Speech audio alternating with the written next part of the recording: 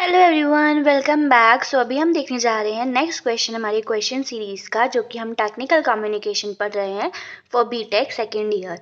So what are the various barriers to communication.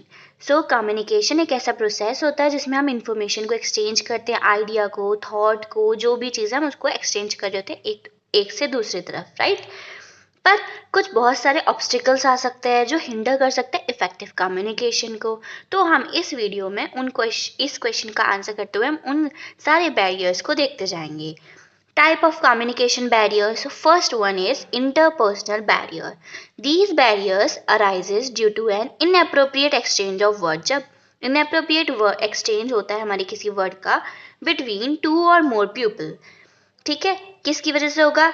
Limited vocabulary. जब limited vocabulary होती है, using complex word many may confuse the receiver. हम complex word का इस्तेमाल करेंगे तो क्या होगा, कभी कभी रिसीवर बहुत कंफ्यूज हो जाता है कि आखिर इसका मतलब क्या था, राइट। अब जैसे कोई भी फॉरेनर इंडिया में आता है तो आपने बहुत सही वीडियोस देखी होंगी, तो वो लोग गलत बुलवा देते हैं, उनको नहीं समझ में आता है व्हाट इज हिंदी, उनको नहीं समझ में आता है कि उस वोकैबुलरी का मतलब क्या है, पर वो बोल देते हैं। So this is the exactly कि एक बहुत बार होता है हमें समझ नहीं आ रहा होता कि आखिर सामने वाले ने क्या बोला, अच्छा बोला, बुरा बोला, bad, right.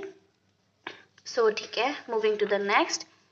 Mismatching of verbal and non-verbal communication. A person saying I am fine with a sad expression create confusion. Obviously हमने देखा होगा बहुत बार ऐसा होता है, हाँ मैं ठीक हूँ, पर एक सैड स्पेस होता है तो हम समझ ही नहीं पाते आखिर सामने वाला ठीक है या सैड है, right.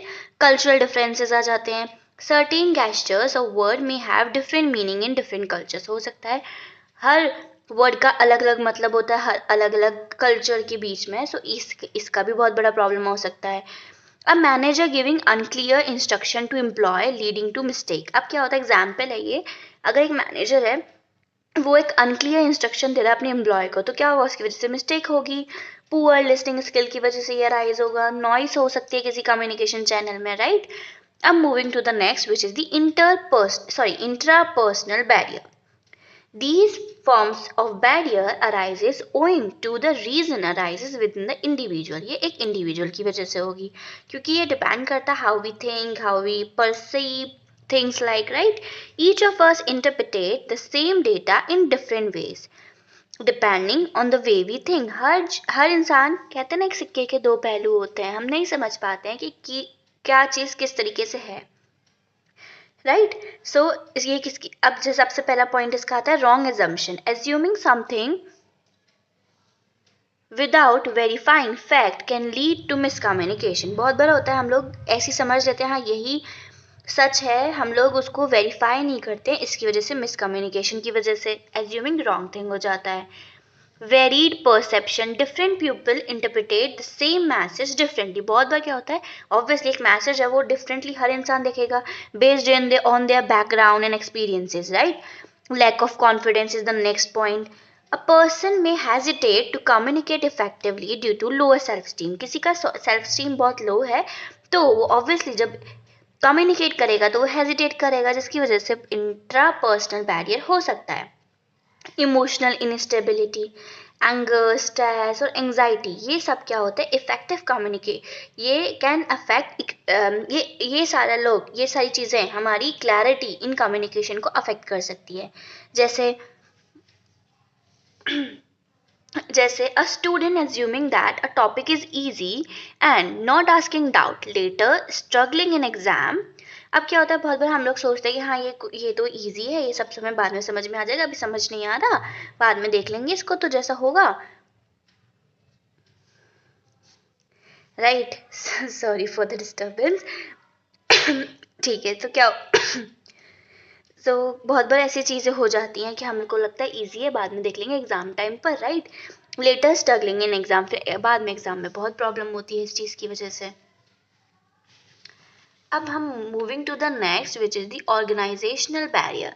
These barriers arises in the workplace और इंस्टीट्यूशन, जहाँ पे हम काम करते हैं इंस्टीट्यूशन में, वहाँ पे अराइज होते हैं due to ineffective organisational structure, क्योंकि एक इनफेक्टिव ऑर्गेनाइजेशनल स्ट्रक्चर है उसकी वजह से। अब पॉइंट पहला क्या आता है, rigid hierarchy. Information take too too long to reach the right person due to multiple layers. सही इंसान तक पहुँचते पहुँचते उसके पास इतनी लेयर्स हो जाती हैं कि वो मैसेज को वहाँ पे हमारे पास क्या होगा, वो एक बैरियर की तरह एक्ट करेगा, हो सकता है ना। ऐसे जैसे आपने कभी वीडियोस देखी हो जिसमें आप हेडफोन्स लगा के एक मैसेज को दूसरे से लिप्स से समझ के कम्युनिकेट करना होता है। हैव यू एवर सीन, पहला दूसरे को थोड़ा गलत बताता है, फिर दूसरा तीसरे को और गलत बताता है, लास्ट वाला तो बिल्कुल ही गलत बोलता है। एग्जैक्टली ये उसी तरीके से है। अब आता है फियर ऑफ सुपीरियर। अब employ may hesitate to express their ideas और कंसर्न। बहुत बार होता है एम्प्लॉय हेजिटेट करते हैं अपने आइडियाज और अपनी कंसर्न को डिस्क्राइब करने में, बताने के लिए, एक्सप्रेस करने में। फिर हमारा नेक्स्ट आता है information overloaded. Too much information at once lead to confusion. एक बार क्या होता है, एक ही बार में बहुत सारी इन्फॉर्मेशन, तो ऑब्वियसली कन्फ्यूजन हो जाएगा। ये भी हम एक मूवी के एग्जाम्पल से समझते हैं। इफ़ यू रिमेंबर, इससे बोला, एक मूवी थी, I don't remember the name, उसमें था उसको बहुत सारी चीज़ें बोलती थी, तो जिससे ये बोलना है, तो जिससे ये बोलना है, तो जिससे ये बोलना है, वो हर जगह हर चीज़ को गलत बोल कर आ गया था।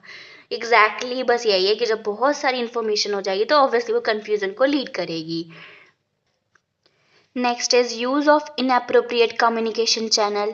Sending an important message via email instead of a meeting can reduce clarity. बहुत बार होता है हम लोग ना कुछ भी इम्पॉर्टेंट मैसेज है उसको हमने ईमेल से भेज दिया, वो मीटिंग में डिस्कस होना चाहिए था पर ईमेल में उसको क्लैरिफाई नहीं कर पाए, तो उसकी वजह से ये बैरियर क्रिएट कर सकता है। Example, a company employees not receiving important update due to lack of proper communication channel। proper communication channel ना होने की वजह से एक कंपनी के एम्प्लॉय के पास वो अपडेट्स ही नहीं जाती हैं।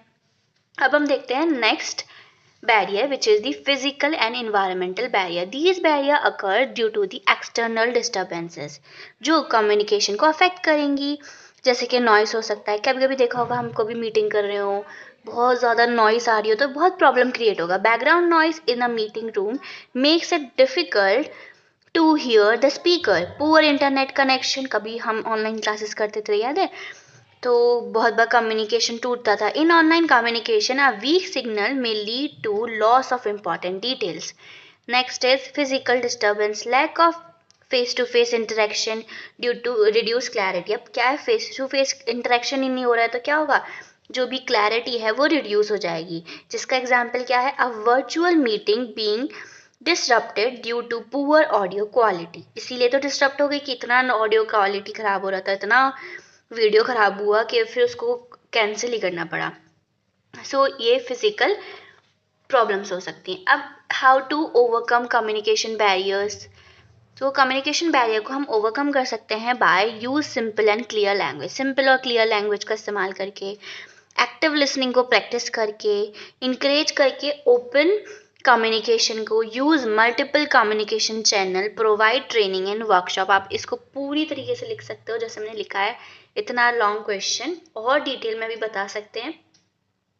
So that's it for this video. अगर कोई भी प्रॉब्लम हो तो लेट मी नो, अगर कोई भी फीडबैक मुझे देना हो तो let me know. Till then, bye bye.